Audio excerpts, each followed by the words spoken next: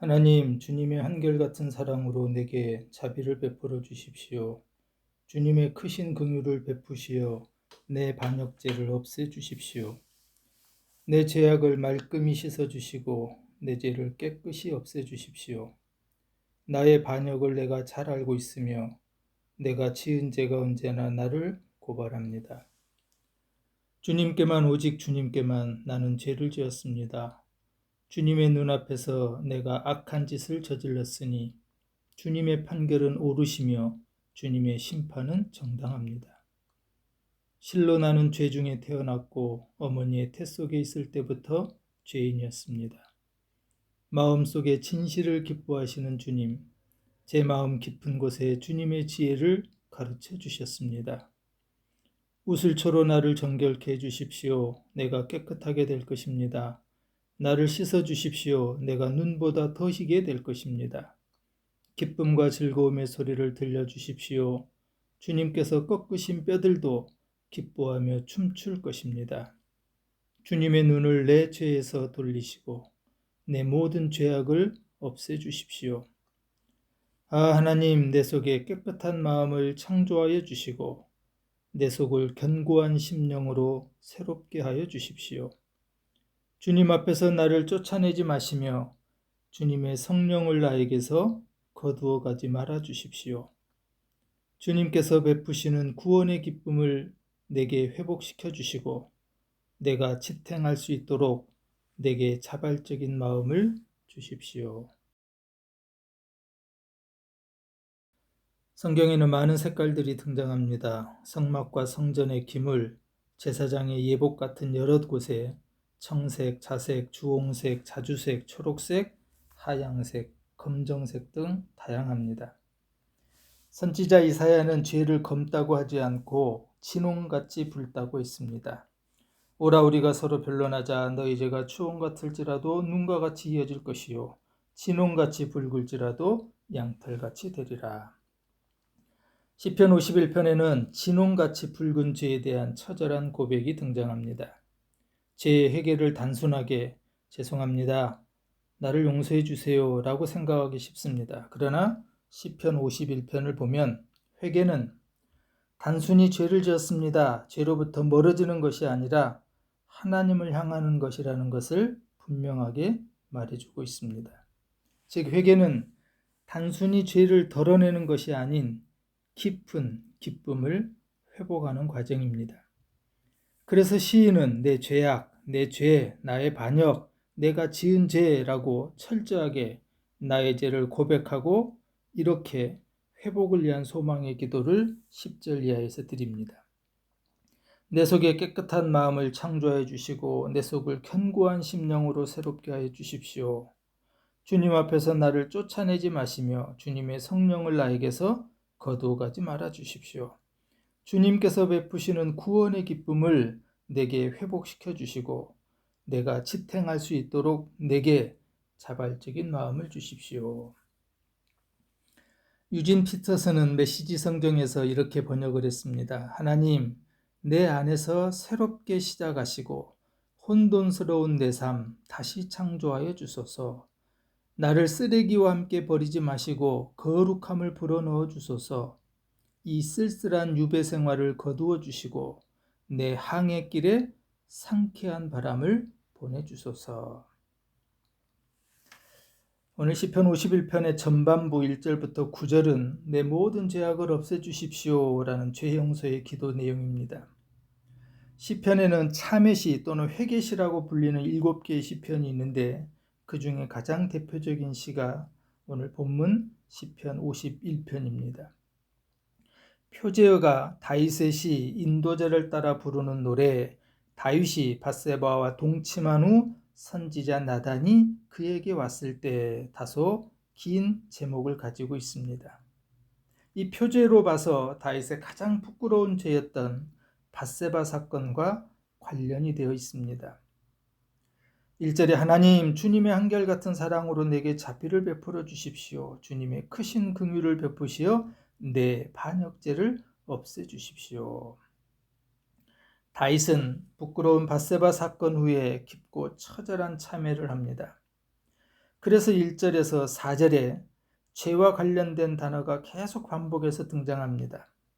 1절에 내 반역죄, 2절에는 내 죄악, 내 죄, 3절에 나의 반역, 내가 지은 죄, 4절에서는 나는 죄를 지었습니다. 내가 악한 짓을 저질렀으니 등 각 절마다 다윗 자신이 죄와 관련된 단어들을 말하며 회개합니다. 특히 1절에 반역이라고 하는 페샤라고 하는 이 단어는 죄악, 침범이라는 의미를 가지고 있는 단어입니다. 즉 하나님의 권위를 거부하고 하나님의 영역을 침범하는 행위, 이것을 오늘 본문에 죄로 규정하고 있습니다. 본문의 배경이 되는 사건을 저질렀을 때 다윗은 하나님께서 자신을 보고 계시며 자신을 다스리고 계신다는 사실을 인식하지 못했습니다. 즉 자신의 인생이 자기 것이어서 왕으로서 마음대로 해도 되는 줄로 생각하고 있었습니다. 이것을 다윗은 하나님을 반역한 것, 그 죄라고 말하고 있습니다. 그래서 2절에서는 하나님을 반역한 죄를 씻어달라고 합니다. 내 죄악을 말끔히 씻어주시고 내 죄를 깨끗이 없애주십시오. 유진 퍼테슨의 메시지 성경은 이렇게 번역했습니다. 푹푹 문질러 내 죄 씻어주시고 주님의 세탁기로 내 죄, 악을 말끔히 제거해 주소서. 2절에서 사용된 단어 죄라고 하는 단어가 야고보서 1장 15절에서는 욕심이 잉태하면 죄를 낳고 죄가 자라면 죽음을 낳습니다 라고 했습니다. 즉 이 죄는 히브리어로 하타, 헬라어로는 하마르티아라고 쓰고 있는데 두 단어는 공통적으로 빗나가다라는 뜻입니다. 즉 화살이 관역을 벗어나다라는 뜻입니다. 성경에서 말하는 죄는 나쁜 짓을 한다는 범죄 행위 이전에 하나님에게서 빗나간다는 의미입니다. 즉 하나님을 향한 시선에서 벗어난 것, 그것이 성경이 말하는 죄입니다.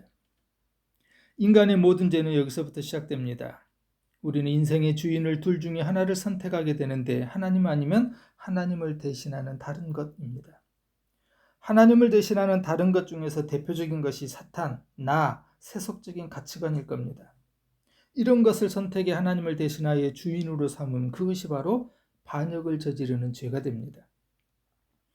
첫사람이었던 아담과 하와 역시 하나님이냐 사탄이냐 또는 하나님의 말씀이냐 사탄의 말이냐에서 사탄과 사탄의 말을 선택함으로 그들은 가장 완벽했던 에덴의 환경에서 쫓겨나게 됩니다.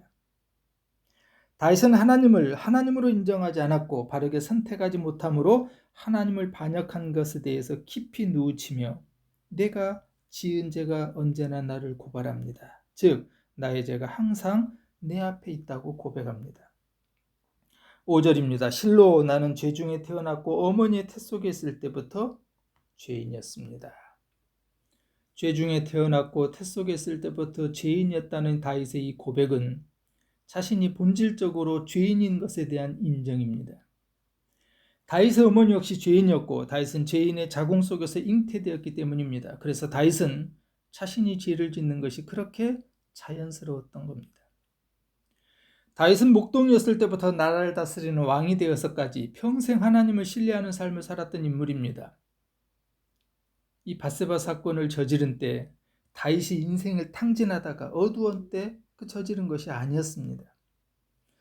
그러던 어느 날 나단 선지자가 찾아와서 비유를 들어 다윗의 잘못을 지적합니다. 어떤 성읍에 두 사람이 살았는데 한 사람은 굉장한 부자여서 양과 소가 아주 많았고 또 한 사람은 가난했기 때문에 어린 암양 외에는 아무것도 없었습니다. 그는 그 암양을 자기 딸처럼 여기면서 음식을 함께 먹고 마시며 품 안에 품고 잠을 잤습니다. 요즘 말로 하면 반려견이나 반려묘처럼 반려양과 같은 그런 존재였습니다. 그런데 그 부자에게 한 손님이 찾아왔는데 부자는 자기의 양이나 소 중에 한 마리를 잡기가 아까워서 그 가난한 사람의 양을 빼앗아서 대접을 했습니다. 나단 선지자의 이 말을 듣던 다윗은 나쁜 부자에 대해서 분노하며 나단에게 이렇게 말합니다. 주님께서 확실히 살아계심을 두고 맹세하지만 그런 일을 한 사람은 죽어야 마땅합니다. 그때 나단 선지자가 바로 당신이 그 사람입니다 라고 말했습니다. 다윗은 잘못을 지적하는 나단 선지자의 말을 듣고 이 시편을 기록한 것 같습니다. 다윗은 골리앗과 싸울 때 사울왕이 군복을 입혀주었지만 자신에게는 맞지 않는다며 벗고서 싸우러 나갔고, 손에는 창이나 칼이 쥐어 있었던 것이 아니라 물매와 돌멩이 5개가 전부였습니다. 사울왕에게 쫓겨다닐 때에 오히려 사울왕을 죽일 기회가 있었지만 하나님께서 기름 부으신 왕을 마음대로 해할 수 없다고 생각하며 손을 대지 않았습니다. 심지어 블레셋까지 피난을 갔다가 미친 체험에 나와서도 하나님의 선하심을 맛보할지어다라고 말할 정도로 믿음으로 살고 죄와 가까이 하지 않으려고 몸부림을 쳤던 인물이 다윗입니다. 그런데 그 죄를 짓는 동안에는 죄를 짓는 줄도 몰랐던 겁니다. 자기가 조금이라도 선한 사람이었다면 그 죄를 지을 때 느낌이 이상해하고 이러면 안 되는데 생각했어야 되는데 너무나 자연스럽게 죄를 짓는 모습에 놀랐던 겁니다. 그래서 다윗은 참회하며 이 시편 51편을 기록합니다. 나는 죄 중에 태어났고 어머니의 태 속에 있을 때부터 죄인이었습니다. 그리고 7절 이하 이렇게 기도합니다. 우슬초로 나를 정결케 해주십시오. 내가 깨끗하게 될 것입니다. 나를 씻어주십시오. 내가 눈보다 더 시게 될 것입니다. 메시지 성경은 7절을 이렇게 번역합니다. 주님의 세탁기에 나를 담그소서 이 몸이 깨끗해져 나오리다. 9절에는 주님의 눈을 내 죄에서 돌리시고 내 모든 죄악을 없애주십시오. 오늘 시편 51편의 하반부의 10절 이하는 나를 새롭게 하소서 거룩하고 깨끗한 삶을 위한 다윗의 기도입니다. 다윗은 앞에서 자신이 죄인인 것을 처절하게 깨달았고 내 모든 죄악을 없애주십시오 라고 용서를 구한 후 이제는 하나님께 자신의 삶이 깨끗해지기를 요청합니다. 하나님, 내 속에 깨끗한 마음을 창조하여 주시고 내 속을 견고한 심령으로 새롭게 하여 주십시오. 다윗은 자기 속에 깨끗한 마음을 창조해 주십시오라고 간구합니다. 다윗은 자신의 속을 깨끗한 마음으로 고쳐 주십시오라고 말하지 않았습니다.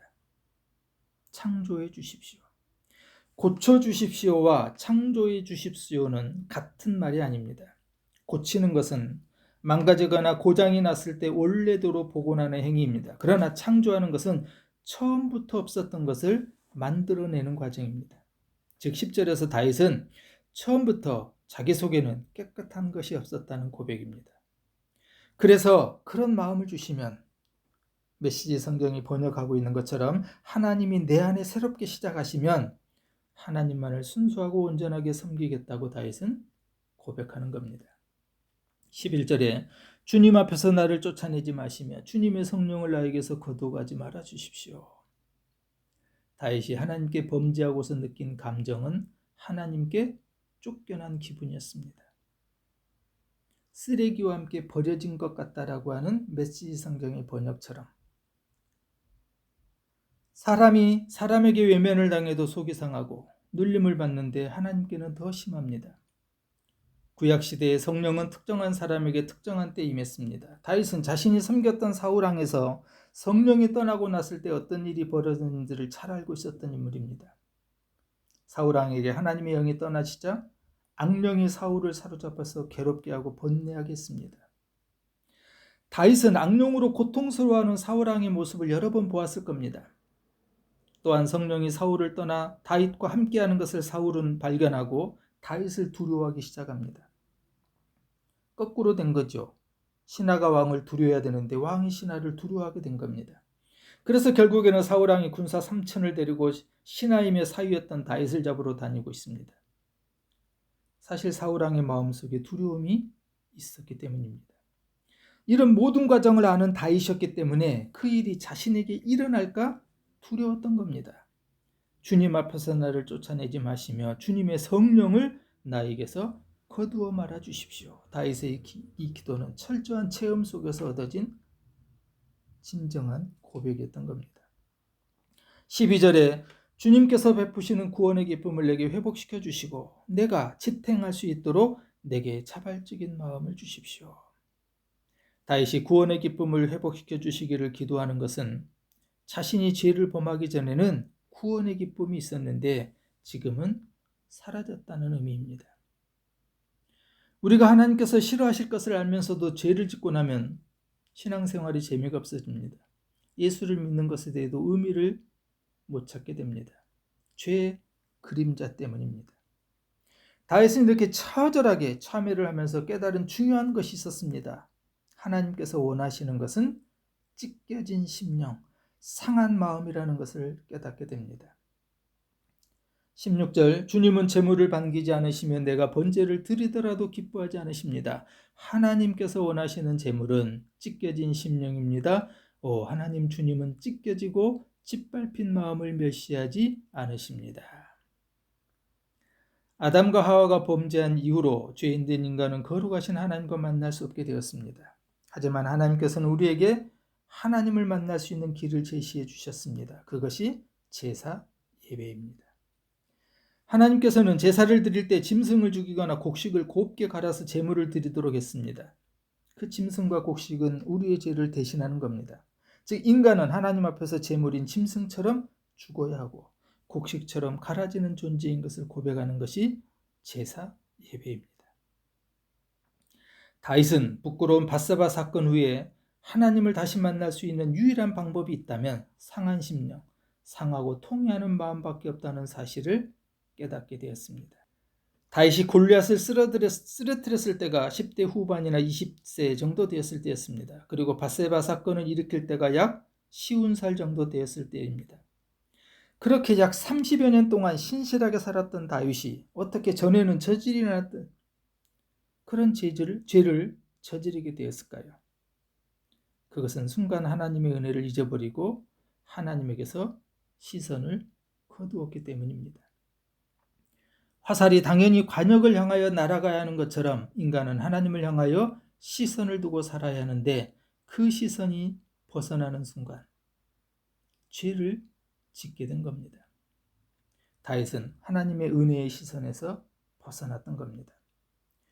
평생을 신실하게 살았던 다윗이 한순간에 하나님의 은혜의 시선에서 벗어나 그렇게 무너졌다면 우리 인생은 더 쉽게 무너질 수밖에 없습니다.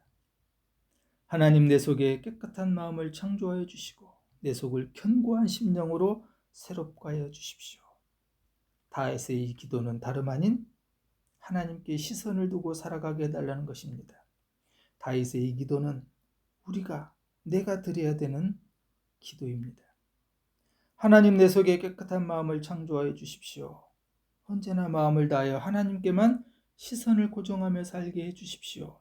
하나님 내 속을 견고한 심령으로 새롭게 해 주십시오. 내가 견고한 심령으로 하나님께만 시선을 고정하며 살게 해 주십시오. 기도합니다. 사랑이 많으신 하나님, 은혜를 베푸소서. 자비가 크신 하나님, 나의 전과를 지워주소서. 북북 문질러 내 죄 씻어주시고 주님의 세탁기로 내 죄악을 말끔히 제거해 주소서. 내 죄악이 나를 노려보고 있으니 내가 얼마나 악한지 잘 압니다. 내가 주님을 못 오겠으며 주께서는 내 지은 모든 죄를 속속들이 보셨습니다. 주께서 모든 사실을 훤히 알고 계시니 나를 두고 어떤 결정을 내리시든 정당합니다. 내가 오랫동안 주님의 길에서 벗어났고 어머니 뱃속에서부터 죄 가운데 있었습니다. 주께서 구하시는 것은 마음속의 진실입니다. 내 안에 들어오셔서 새롭고 참된 삶을 잉태해 주소서.